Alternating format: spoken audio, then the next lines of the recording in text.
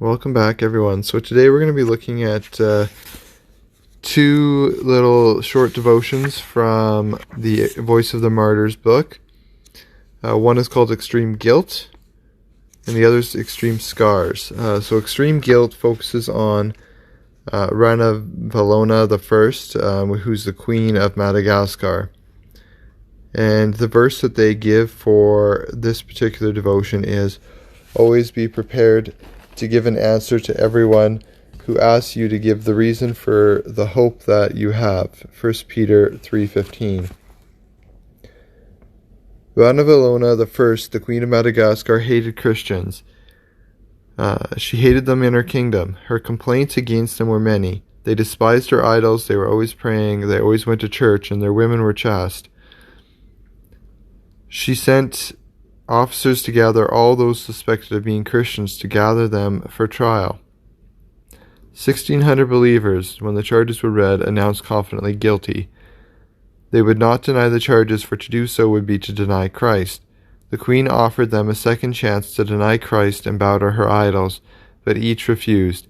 They were thrown into dark, dank dungeons, and many were executed. The queen was angered more. Because of each Christian she had killed, 20 more would pop up. Later, the queen ordered that 15 Christians be executed. They were thrown over a cliff into a rocky ravine 150 feet below. The queen's idols were taken to the top of the cliff, and each Christian was lowered slightly over the edge, tied with ropes. "Will you worship your Christ or the queen's gods?" the soldiers asked each Christian hanging over the precipice. Each Christian answered simply, "Christ." The ropes were cut, and they plunged to the rocks. Some sang as they fell to their deaths. One young girl was spared and declared insane. She later founded a large church. In most countries, defendants are presumed innocent until they are proven guilty. The underlying principle is that there must be a substantial amount of evidence to convict a person of a crime. Expressing one's faith in Christ is often a government offense in many countries, where the roles of the justice system are reversed. Believers are guilty until proven otherwise. One would have to reject Christ in order to be innocent in a human, earthly courtroom. However, in heaven's courtroom, the guilty verdict is actually a victory. Extreme guilt means providing so much evidence of one's faith in Christ that there is no way to be acquitted of that charge. The familiar paradox is worth repeating. If you were on trial for being a Christian today, would there be enough evidence to convict you? And that's followed up by a quote from a Vietnamese Christian pastor who was in prison for his faith. And it goes, "We have learned that suffering is not the worst thing in the world. Disobedience to God is the worst." And now we're going to look at extreme scars, and this focuses on Thomas, the disciple of Jesus, in Jerusalem. And the verse that they give for this one is 2 Timothy 3:10. "You, however, know all about my teaching, my way of life, my purpose, faith, patience, love, endurance, persecutions, sufferings, what kinds of things happened to me, the persecutions I endured."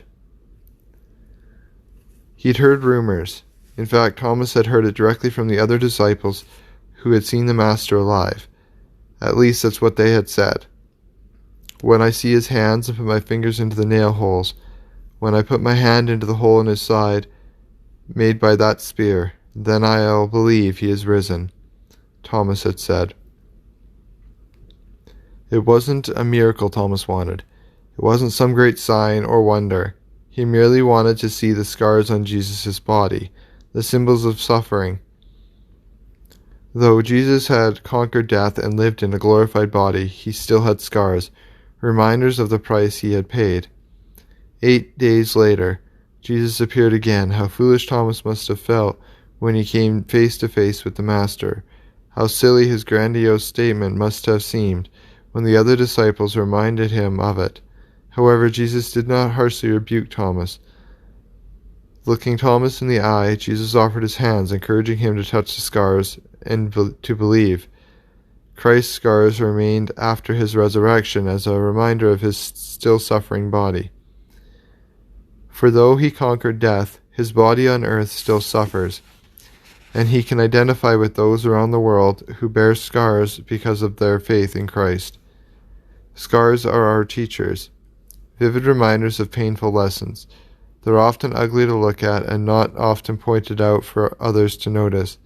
Likewise, the scar of persecution in the church is not often the topic of conversation to many Christian gatherings.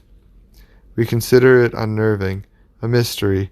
However, its purpose is to teach us. Persecution plays an important part in God's marvelous plan for the entire world to hear and respond to the gospel. Jesus bore his scars in a public manner. In fact, he encouraged Thomas to touch them in order to teach him. His scars are our teachers, reminding us of the price that was paid for our salvation. We must continue to learn from, not ignore, the price of the persecuted church and what they have paid. Thanks for tuning in, everybody. I do encourage you to hit the little like, share, and subscribe button if you're on YouTube, and the notification bell so you don't miss any further videos. And then on my podcasts, feel free to hit the little follow button. And please do share these. We need to get the word out, and the gospel needs to be shared. Thank you. Have a great day, everybody.